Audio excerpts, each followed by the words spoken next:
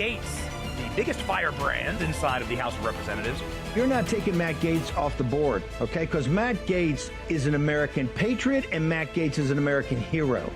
We will not continue to allow the uniparty to run this town without a fight. I want to thank you, Matt Gaetz, for holding the line. Matt Gaetz is a courageous man. If we had hundreds of Matt Gaetz in D.C., the country turns around. It's that simple.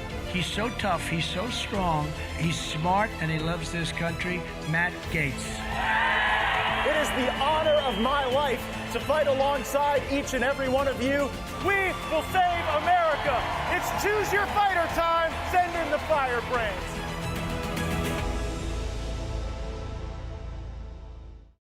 In the last 24 hours, House Republicans blocked sending nearly $100 billion of your money to prolong foreign endless wars.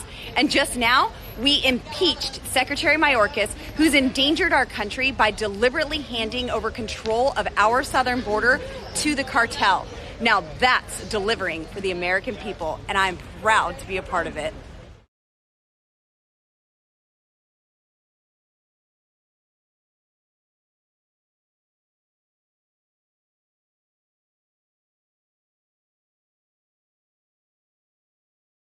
And risked some sort of terrible accident or conflict in Russia. We have so much to get to. Breaking news about a national security threat all over cable. Everyone's talking about it. Is it space aliens? Is it some sort of new pandemic? Here's the Fox News report.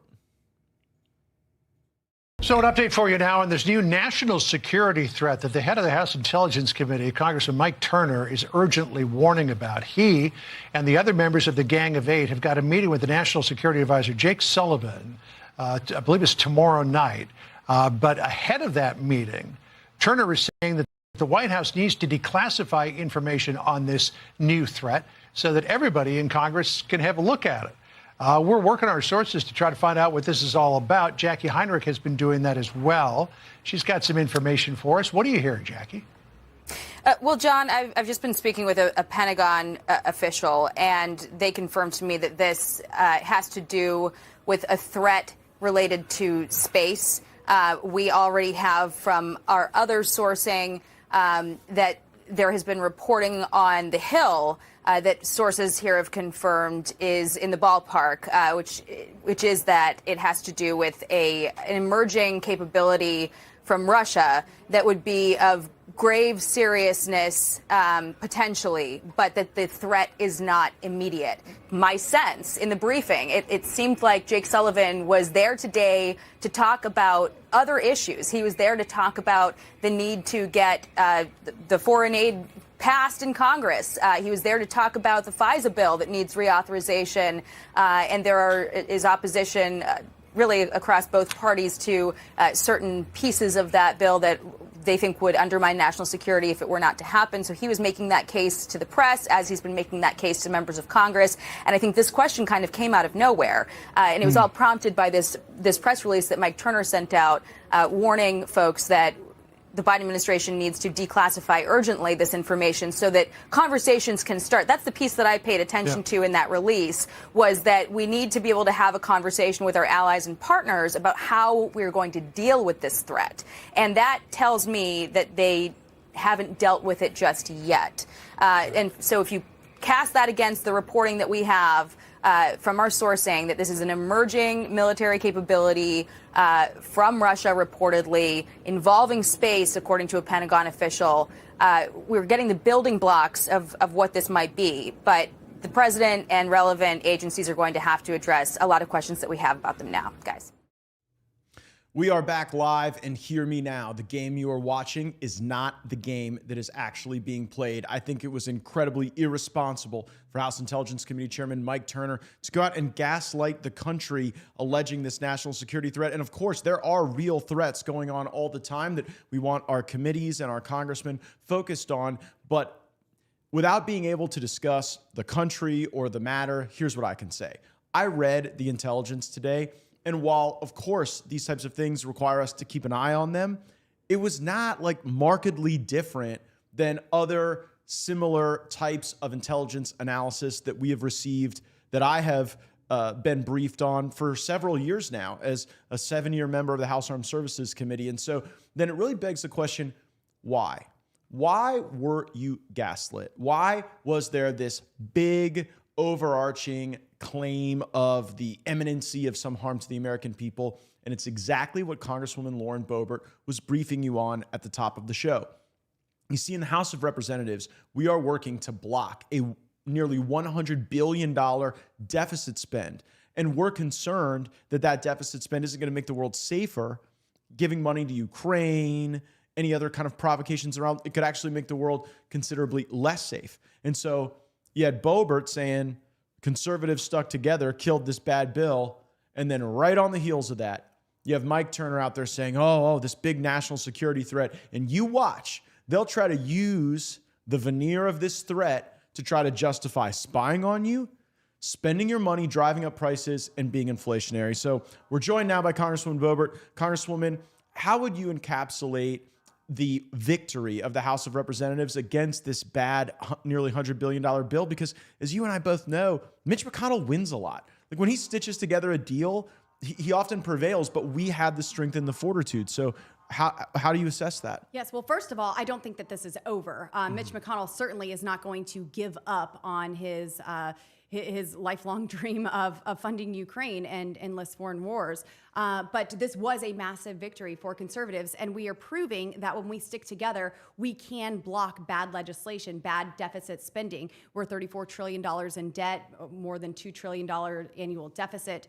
and this proves that we can kill things in the Senate. We don't have to be bullied by them. We don't have to be pressured by them. And we still have leverage in the House of Representatives to not bring it up, bring up bad legislation, and say that we won't.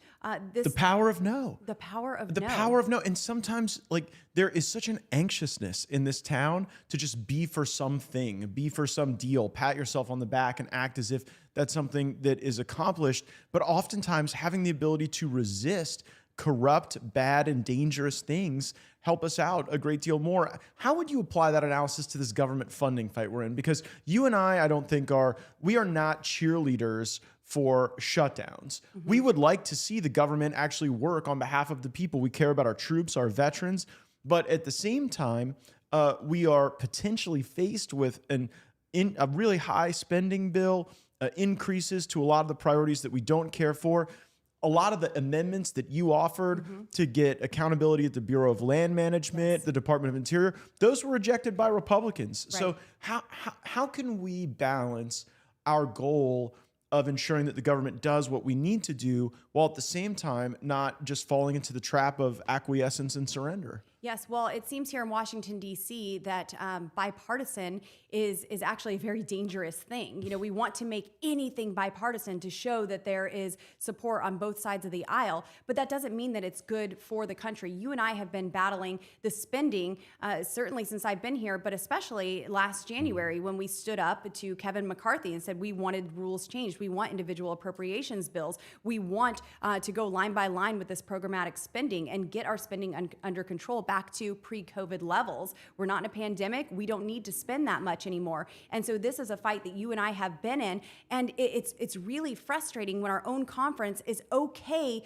with more debt because it's Republican debt, because we are in the majority and we're the ones who are actually spending it. That doesn't make it better. There are plenty of things that we can go through and still cut. But then all of this, you're talking about the American people being gaslit. Well, look, FISA's up for reauthorization. And now that we have these national security supplemental aids that are coming up, and they're being pushed into a place of fear to want to support these things without offsets. Without you offsets. see, because I have no problem if people want to make the argument that they think we should give America's money away. If they want to make that argument, I'll make a different argument, and the best ideas can prevail. But what really just gores me is the continued suggestion that there's nothing we can cut in our budget. Everything is just more.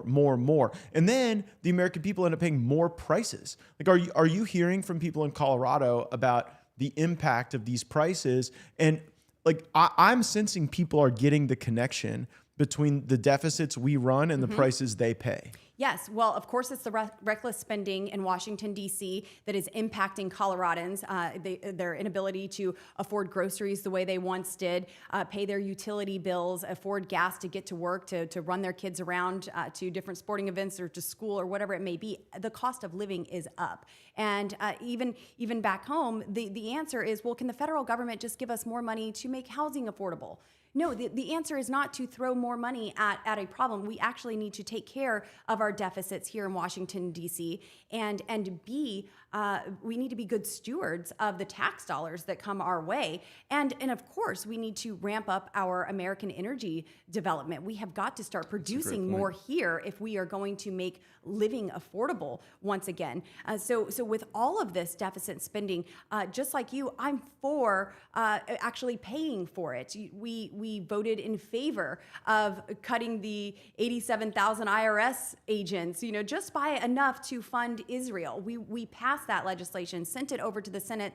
The Senate looked at it, ignored it, said, to heck with you guys. Yeah, because they only believe in foreign aid that has no other reduction in funding anywhere else. Right.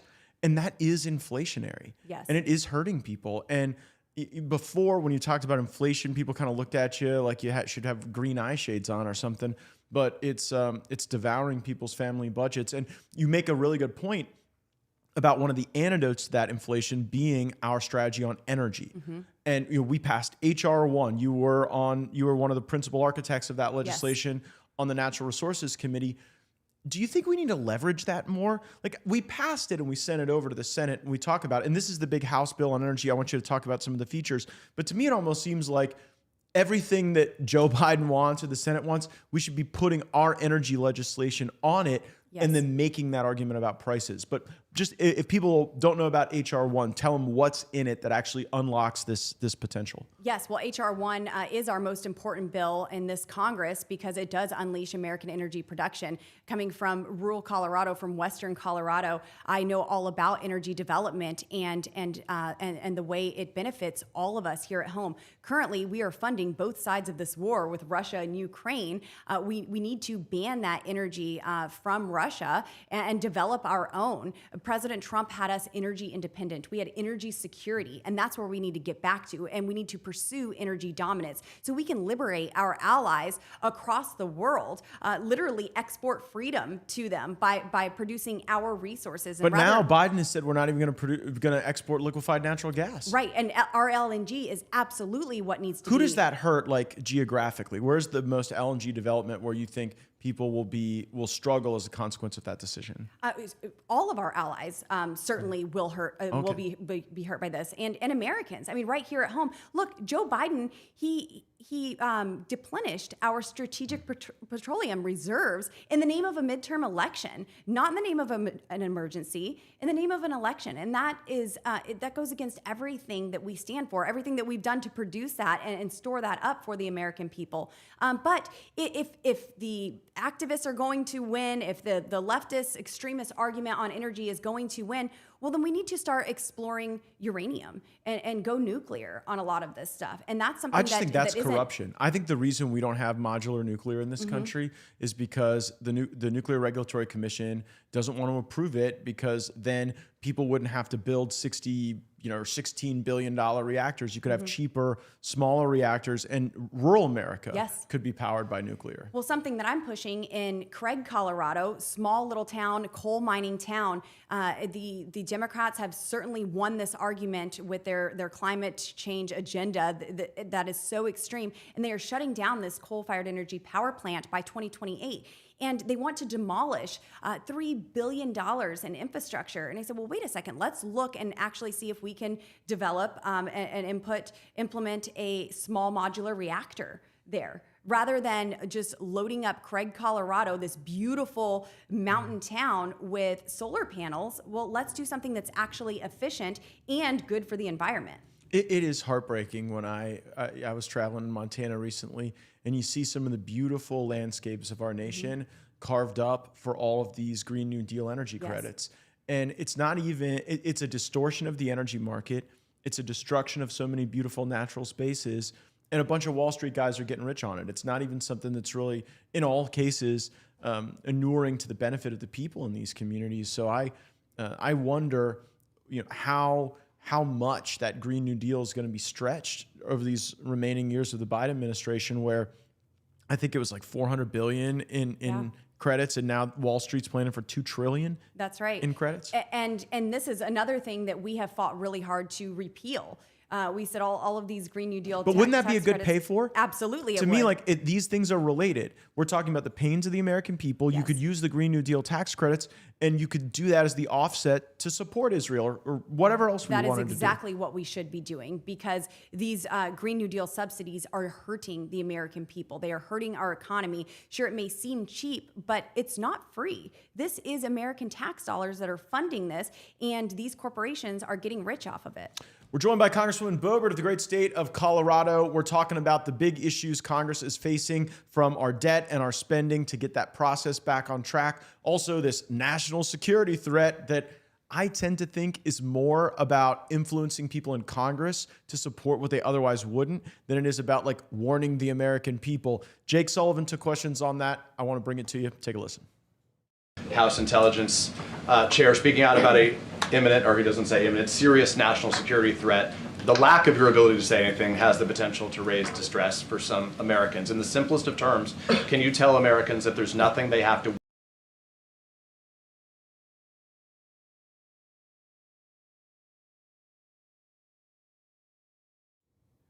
We are back. I think we had a little issue with that clip, but Sullivan essentially doesn't elaborate, but he says he I think undercuts the Turner argument on how immediate this threat is. And so if you're watching the program, you don't have to go hide under your bed tonight as a consequence of somebody trying to get us to vote for a bad FISA bill, which is what I think this is all about. So you mentioned, Congresswoman Boebert, in our discussion about the need for reform on these spying authorities. And it very personally offensive to you and to me that these were the exact authorities used against President Trump illegally without consequence. Where do you see the FISA battle right now? Well, the bill is off the floor this week for a vote. And it's really interesting that we have this new national security threat. There's an imminent danger, the folks back home. And I'm tired of politicians governing by fear, trying to make afraid the people that they are here to protect and represent. Well, the argument is we have to surrender our constitutional rights. Right. We have to allow the government to be able to scoop up anything on a Starbucks Wi-Fi or without a warrant. Do all that. We have to do it because if not, another 9/11. Right. And that's the construct that you think has people take a suboptimal path? Absolutely. Well, look at the Patriot Act. That ushered in so much of this. And it's not temporary. It's not just because we have this one threat that, just for a little bit, we're going to spy on you and we need all of your information, all of your data, all of the phone calls and text messages that your phone carriers record and store. And now the government needs to look into those. Nothing in the federal government is temporary. There's nothing more permanent, right, than a temporary government program. And FISA is definitely one of those. This is allowing statutory legal spying on Americans is completely unconstitutional, and we have to have reforms. There has to be warrants. Federal government, if you want to spy on someone, you better go get a warrant. You better have a darn good reason to do it. But also we have these amendments that we're wanting to place in there that mimic one of the better FISA reform bills that you and I supported, the Jim Jordan and Andy Biggs FISA reform bill. And we have these amendments like Warren Davidson's, the Fourth Amendment is not for sale. Yes, so that's a really important bill. The features of the Fourth Amendment are not for sale act prohibit the government from doing an end run around the courts and your rights by just buying data from commercial data brokers. So data brokers are collecting data on all of you, on all of us, and they sell those to people who want you to like something or click something or purchase something. Now, our government goes and buys data on you, and they do so as really a substitute for actual legal analysis and law enforcement work. And so we want that included in any reauthorization of FISA. And frankly, Congresswoman, I have sensed a lot of resistance to that from some of our colleagues. Which is absolutely baffling. We know that they spied on President Trump and his campaign. They spied on him while he was president. And all of us. They are certainly looking into us just whenever they want and collecting and buying this data. And how much are they spending to purchase this data on Americans? It's irrevocable. Once they do it and they violate someone's rights, you're hosed. It's a point that was made brilliantly by our colleague Eric Burleson at a press conference recently. Take a listen. I think the question before us is pretty simple. Who do you stand with? Who do you trust more? The American people or the deep state? And if you ask the American people, especially in my district, they do not trust this place. They don't trust what the FBI has been doing. They don't appreciate the actions towards their free speech or towards their religious liberty.